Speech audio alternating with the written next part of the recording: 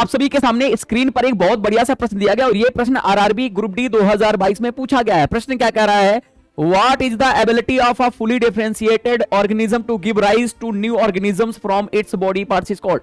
मतलब कह रहा है कि पूर्णतः विभेदित जीव द्वारा अपने शरीर के अंगों से नए जीवों को जन्म देने की क्षमता क्या कहलाती है। अगर साथियों आप देखोगे तो आपके सामने एनसीईआरटी में सीधे रीजनरेशन के बारे में बताया गया है कि पूर्ण रूपेण विभेदित जीव में अपने कायिक भागों से नए जीव के निर्माण की क्षमता होती है। अर्थात यदि किसी कारण जीव छत बिछत हो जाता है, अर्थात कुछ टुकड़ों में टूट जाता है, तो इसके जो अनेक टुकड़े होते हैं ना, वही वृद्धि करके नए जीव का निर्माण करते हैं या नए जीव में विकसित हो जाते हैं। जैसे हाइड्रा और प्लेनेरिया, ये ऐसे जीव हैं जो सरल प्राणियों को यदि कई टुकड़ों में तोड़ दिया जाए तो यही आगे विकसित होकर के क्या होता है, पूर्ण जीव का निर्माण करते हैं या पूर्ण जीव में बदल जाते हैं। इसे ही आप पुनर्रुद्रवन या पुनर्जनन के नाम से जानते हैं, जिसमें यह प्रोसेस विशिष्ट कोशिकाओं द्वारा संपादित किया जाता है। अर्थात यही कह रहा है कि if the individual is somehow cut और break down into many pieces, many of these pieces grow and into separate individual. अलग अलग उस मतलब सेपरेटेड इंडिविजुअल्स में क्या होता है, ये ग्रो हो जाते हैं, बढ़ जाते हैं, अलग अलग जीव में ये क्या हो जाते हैं, विकसित हो जाते हैं, जो भी इसके टुकड़े होते हैं। हाइड्रा और प्लेनेरिया इसका बेस्ट एग्जांपल होता है साथियों।